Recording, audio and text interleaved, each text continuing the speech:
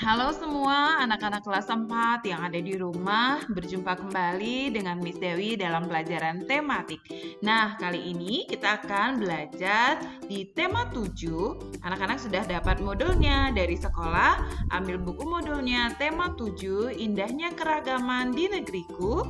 Kali ini subtema 1, Keragaman Suku Bangsa dan Agama di Negeriku, pembelajaran 1 dan pembelajaran yang kedua. Nah, anak-anak, perhatikan gambar berikut ini. Indonesia memiliki banyak sumber daya alam. Selain itu, suku di Indonesia juga sangat beragam, yaitu ada 1.331 suku. Hal lain apa yang patut kita banggakan dari Indonesia? Ayo anak-anak simak penjelasan berikut. Nah, anak-anak, adapun hari ini kita akan belajar tentang apa? Ya, yang pertama, siswa memahami ide pokok dan kata sulit dari bacaan. Yang kedua, siswa belajar tentang tinggi rendah nada. Yang ketiga, siswa menjelaskan macam-macam gaya dan pengaruhnya terhadap benda. Nah, sikap yang akan kita kembangkan pada pembelajaran kali ini adalah saling menghargai. Jenis paragraf berdasarkan letak ide pokoknya. Bacaan atau teks terdiri atas beberapa paragraf. Nah, tiap paragraf memiliki kalimat utama dan kalimat penjelas. Apa itu kalimat utama, anak-anak? Kalimat utama merupakan kalimat yang memuat ide pokok dalam paragraf. Nah, sedangkan kalimat penjelas adalah kalimat yang menjelaskan ide pokok dalam kalimat utama. Tiap paragraf memiliki ide pokok atau gagasan pokok. Apa itu ide pokok? Ide pokok merupakan masalah utama yang dibahas atau diungkapkan dalam bacaan. Nah, di mana ya letaknya ide pokok? Ide pokok dapat terletak di awal, di akhir, atau di awal dan di akhir paragraf. Nanti kalau anak-anak mencari ide pokok, tiap-tiap paragraf itu diperhatikan di awal paragrafnya atau di akhir atau di awal dan akhir paragrafnya. Ayo kita membaca, perhatikan bacaan berikut. Keragaman suku bangsa di Indonesia. Indonesia memiliki lebih dari 300 kelompok etnis atau suku bangsa. Pembagian kelompok suku di Indonesia tidak mutlak dan tidak jelas. Peristiwa tersebut dipengaruhi oleh faktor perpindahan penduduk dan pencampuran budaya. Macam-macam suku di Indonesia biasanya terbagi berdasarkan daerahnya. Suku Jawa merupakan kelompok terbesar di Indonesia. Jumlah populasi suku Jawa mencapai 41% dari total populasi. Sementara itu, suku di Kalimantan dan Papua memiliki populasi kecil yang hanya beranggotakan ratusan orang.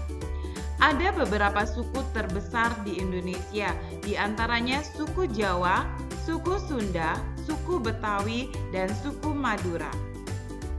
Suku Jawa adalah suku terbesar yang berasal dari kawasan Jawa Tengah, Jawa Timur, dan daerah istimewa Yogyakarta. Suku Sunda adalah salah satu suku yang berada di Provinsi Jawa Barat. Suku Madura terkenal sebagai suku yang menghuni kawasan Jawa Timur. Selain suku Madura, ada pula suku lainnya seperti suku Osing atau suku Tengger. Suku Betawi adalah salah satu suku yang berada di kawasan DKI Jakarta. Nah, anak-anak, kita sudah membaca bacaan tersebut. Nah, apabila kalian menemukan kosakata baru atau kata-kata yang sulit, yang kalian tidak mengerti apa artinya, anak-anak bisa mencatatnya dan mencarinya di dalam Kamus Besar Bahasa Indonesia atau KBBI. Nah, setelah kita membaca, saatnya kita menentukan pikiran pokok atau ide pokok pada setiap paragraf dalam teks tersebut. Nah, perhatikan ya anak-anak, paragraf pertama. Pikiran pokoknya adalah Indonesia memiliki lebih dari 300 kelompok etnik atau suku bangsa. Sedangkan pokok pikiran paragraf kedua itu juga terletak di awal paragraf. Paragraf pertama terletak di awal paragraf, paragraf kedua juga terletak di kalimat awal, di awal paragraf. Jadi, suku di Indonesia biasanya terbagi berdasarkan daerahnya. Nah, paragraf ketiga terdapat juga di awal paragraf. Ide pokoknya yaitu suku terbesar di Indonesia diantaranya suku Jawa, suku Sunda, suku Betawi, dan suku Madura. Nah, itu ya anak-anak, ide pokok dalam bacaan yang sudah kita baca bersama-sama. Menulis informasi baru berdasarkan teks. Bacaan berisi informasi yang ingin disampaikan penulis kepada pembaca. Informasi merupakan pemberitaan atau penerangan ataupun penyampaian kabar berkaitan dengan masalah, kejadian, atau peristiwa yang sedang terjadi. Bagaimana langkah-langkah menentukan informasi penting dalam bacaan? Yuk kita simak bersama-sama langkah-langkahnya. Yang pertama, pahami judul bacaan. Kedua, membaca kalimat demi kalimat dengan setiap paragraf dengan saksama. Ketiga, memahami makna setiap kata dalam kalimat dengan tepat agar maksud penulis bisa dipahami. Yang keempat, menemukan informasi dalam bacaan dengan mengajukan pertanyaan apa, siapa, di mana, mengapa, dan bagaimana. Ayo anak-anak, kali ini kita akan menjelaskan gaya dalam kehidupan sehari-hari. Perhatikan gambar berikut. Nah, ini ada seorang nenek yang sedang menenun. Nah, penenun dari Flores di bawah ini menggunakan gaya otot saat membuat kain. Nah, tahukah anak-anak contoh gaya otot lainnya selain yang diperagakan oleh nenek ini? Coba perhatikan gambar berikut ya. Nah, kira-kira kalau bermain sepak bola menggunakan gaya otot atau tidak? Iya, menggunakan gaya otot. Nah, ini menggayung sepeda, naik sepeda. Gimana, menggunakan gaya otot atau tidak? Iya, menggunakan gaya otot. Dan satu lagi, pada saat menarik busur panah menggunakan gaya otot. Nah, itulah beberapa contoh dari kegiatan yang menggunakan gaya otot dalam kehidupan sehari-hari. Gaya otot memberikan manfaat yang besar bagi manusia. Dengan gaya otot, manusia dapat melakukan berbagai aktivitas. Contoh penggunaan gaya otot dalam kehidupan sehari-hari seperti menendang bola, mendorong gerobak, menimba air, membawa buku, mengangkat koper, menggendong anak, dan membuat gerabah. Selain itu, manusia memanfaatkan gaya otot yang dihasilkan hewan seperti contoh berikut ini. Ini adalah Pak Tani menggunakan atau memanfaatkan gaya otot dari kerbau untuk membajak sawah. Macam-macam gaya selain gaya otot, antara lain, perhatikan anak-anak. Yang pertama, itu ada gaya gesek. Gaya gesek merupakan gaya yang ditimbulkan akibat dua benda yang saling bersentuhan. Nah, dua benda yang bersentuhan ini adalah lemari dengan lantai. Dia mengalami gaya gesek karena didorong oleh anak tersebut. Yang kedua, gaya magnet. Gaya yang ditimbulkan oleh tarikan atau dorongan dari benda magnet. Yang ketiga, gaya listrik. Gaya yang ditimbulkan oleh benda yang bermuatan listrik. Nah, ini contohnya adalah penggaris plastik yang digosok-gosokkan ke rambut akan menimbulkan panas. Apabila didekatkan dengan kertas kecil-kecil, kertas itu akan tertarik ke penggaris plastik. Berikutnya ada gaya pegas. Nah, gaya yang muncul akibat adanya sifat elastis dari benda-benda pegas sehingga dapat menarik atau mendorong benda. Ini contohnya bermain ketapel. Selanjutnya ada gaya gravitasi. Gaya tarik yang dialami suatu benda terhadap pusat bumi. Semua benda akan jatuh ke arah pusat bumi atau ke bawah. Ini adalah seorang anak yang melemparkan bola, akhirnya bola itu jatuh ke bumi. Nah, itu ya anak-anak beberapa gaya yang ada dalam kehidupan kita sehari-hari.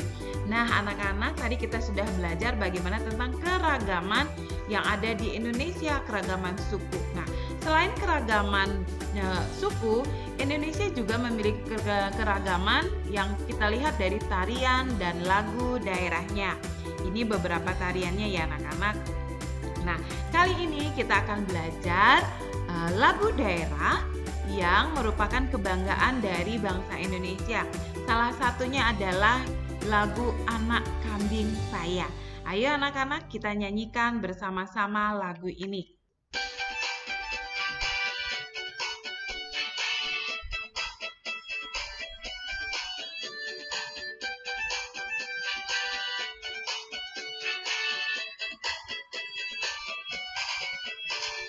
Mana di mana anak kambing saya, anak kambing tuan ada di pohon waru. Mana di mana jantung hati saya, jantung hati tuan ada di kampung baru. Caca marica hai hai, caca marica hai hai, caca marica ada di kampung baru. Caca marica hai hai, caca marica hai hai, caca marica ada di kampung baru.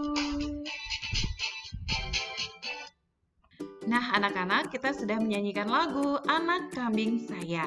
Di dalam lagu tersebut ada notasi angka ya anak-anak. Apa itu notasi? Notasi adalah seperangkat lambang yang digunakan untuk menyanyikan atau memainkan sebuah lagu. Notasi menyimbolkan tinggi rendah nada untuk dimainkan atau dinyanyikan. Tinggi rendah nada dalam notasi disimbolkan dengan penulisan do. Do itu angka 1. Re angka 2, Mi angka 3, Fa angka 4, Sol 5, La 6, Si 7, dan Do tinggi Do yang ada titik di atasnya. Perhatikan nada berikut ini. Nah, makin ke kanan nada makin tinggi. Sebaliknya, makin ke kiri nada makin rendah. Nada bertitik di bawah berarti ini nada rendah. Nada tidak bertitik, yang ini nada tidak bertitik berarti nada sedang, dan nada bertitik di atas berarti nada tinggi. Nada-nada yang bertitik di bawah disebut tangga nada oktav rendah. Nada-nada yang tidak bertitik disebut tangga nada oktav sedang. Dan nada-nada yang bertitik di atas disebut tangga nada oktav tinggi. Tangga nada adalah urutan nada yang disusun secara berjenjang. Susunan nada tersebut tangga nada jika memiliki 8 tingkatan, misalnya do, re, mi, fa, sol, la, si, do. Jadi ada 8 susunan tangga nada untuk tingkatan nada. Nah anak-anak, kita sudah belajar hari ini di pembelajaran 1 dan pembelajaran 2. Ayo kita merangkum apa yang sudah kita pelajari dan apa yang sudah anak-anak pahami hari ini. Yang pertama, kita sudah mencari ide pokok dan menceritakan informasi baru dalam teks. Yang kedua, pemanfaatan gaya otot dalam kehidupan sehari-hari dan macam-macam gaya selain gaya otot. Dan yang ketiga, menyanyikan lagu daerah dengan tempo yang tepat. Nah, anak-anak, sekian pembelajaran kali ini. Sampai jumpa pada video pembelajaran berikutnya. Tuhan memberkati.